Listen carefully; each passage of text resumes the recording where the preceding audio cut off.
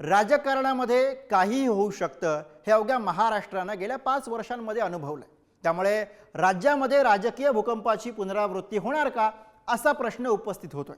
कारण महायुतीमध्ये पालकमंत्री पदाच्या वाटपावरनं प्रचंड असंतोष निर्माण झालाय. अशातच महाराष्ट्राच्या राजकारणामध्ये आणखी एक भूकंप होण्याचे संकेत मिळत आहेत.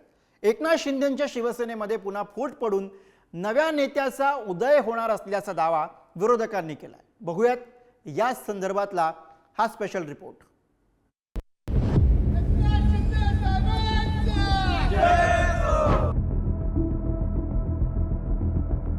आता उद्धवजींना संपवून शिंदेजींना आणलं, शिंदेजींना संपवून उद्या नवीन एक उदय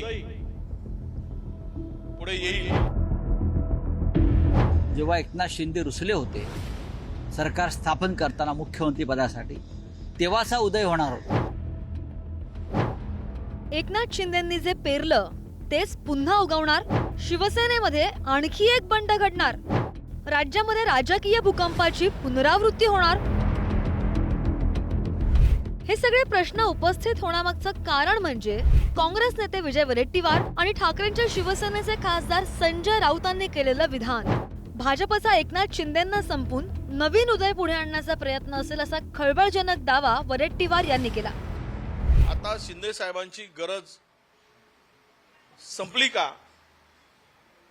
आणि त्यांना कदाचित ते बाजूला व्हावेत.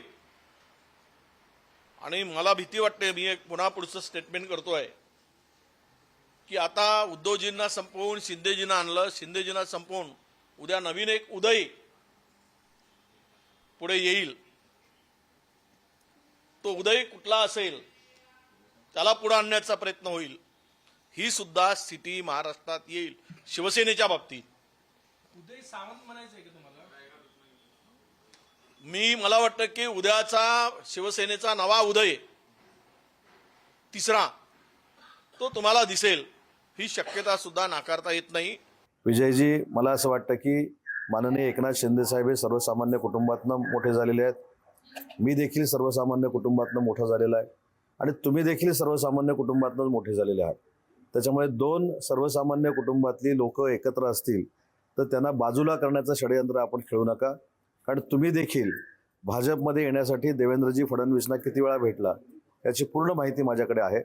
परंतु मी काही राजकीय एथिक्स पाळतो आणि राजकीय एथिक्स पाळत असल्यामुळे मी कधी वैयक्तिक बदनामीकारक टीका करत नाही.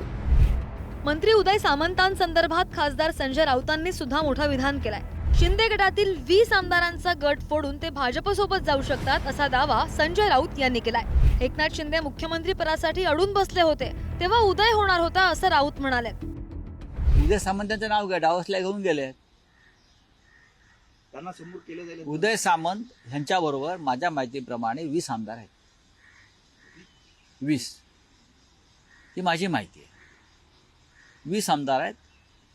जेव्हा एकनाथ शिंदे रुसले होते सरकार स्थापन करताना मुख्यमंत्री पदासाठी, तेव्हाचा उदय होणार होता.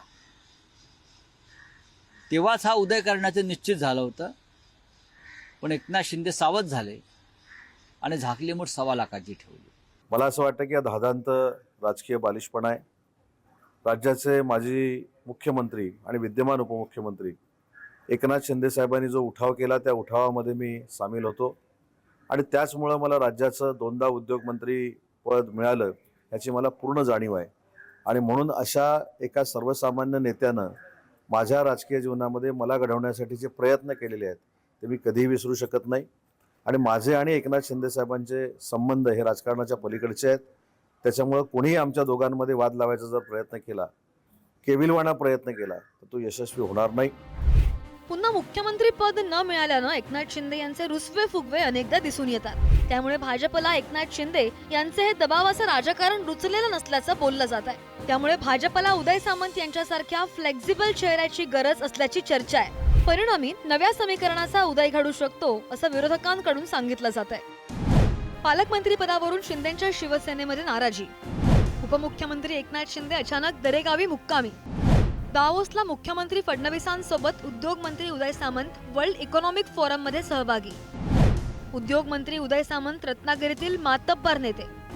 राष्ट्रवादी, शिवसेना आणि फुटीनंतर शिंदेंसोबत असा राजकीय प्रवास. उदय सामंत रत्नागिरीतून 5 वेळा विधानसभेवर विजयी. आता बंधू किरण सामंत राजापूरमधून विधानसभेवर आमदार.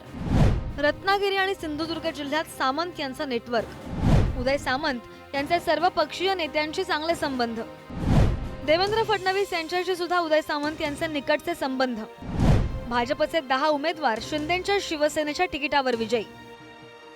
23 जानेवारीला एक मोठा स्फोट होण्याची शक्यता आहे, एक राजकीय भूकंप होण्याची शक्यता आहे. म्हणून आपल्या पक्षाचं अस्तित्व टिकवण्याकरता, आपल्या पक्षातल्या आमदारांना टिकवण्याकरता अशा बातम्या वडेट्टीवार आणि संजय राऊत पसरवत आहेत. काँग्रेसचे काही आमदार आणि उबाटाचे आमदार हे शिवसेनेमध्ये प्रवेश करण्याकरता इच्छुक आहेत. त्यांची संख्या 15-10 अशा संख्येवर आहे आणि त्यामुळे कुठे ना कुठेतरी आपला पक्ष फुटू शकतो. आपल्या पक्षाचं अस्तं दुसऱ्याच्या उदयापेक्षा स्वतःच्या अस्ताची काळजी घ्या. बैमानीनं मतावर बैमानीने डाका टाकला, त्याच्याने ही लोक निवडून आले. आता कोणाचे आमदार चोरायचे म्हणतील, कोणाचे नगरसेवक चोरायचे. हे चोरी आणि डाका हीच मानसिकता सरकारमध्ये बसलेल्या लोकांची आहे. छत्रपती शिवाजी महाराजांचा महाराष्ट्र आहे आणि नेहमी लोकशाहीला मानणारा महाराष्ट्र आहे. पण सत्तेत बसलेले डाकू हे चोरीचाच विचार डोक्यामध्ये आणतील. राजकारणात काहीही होऊ शकतं हे अवघ्या महाराष्ट्रानं गेल्या 5 वर्षात अनुभवलंय. 2019 मध्ये शिवसेना भाजप युती तुटली, महाविकास आघाडी अस्तित्वात आली. 2022ला एकनाथ शिंदेच्या बंडामुळे शिवसेनेमध्ये फूट पडली. 2023 मध्ये अजित पवारांनी काका शरद पवार यांची साथ सोडली. त्यामुळे विरोधकांच्या दाव्यानुसार आता शिंदेच्या शिवसेनेत बंड झाल्यास नवल वाटायला नको. राजकारणात काही होऊ शकतं, असं होणारच नाही असं ज्यावेळेस आपण म्हणतो त्यावेळेस राजकीय परिस्थिती तुम्हाला कुठे नेऊन बसवेल याचा काही भरोसा नसतो. ब्युरो रिपोर्ट, पुढारी न्यूज.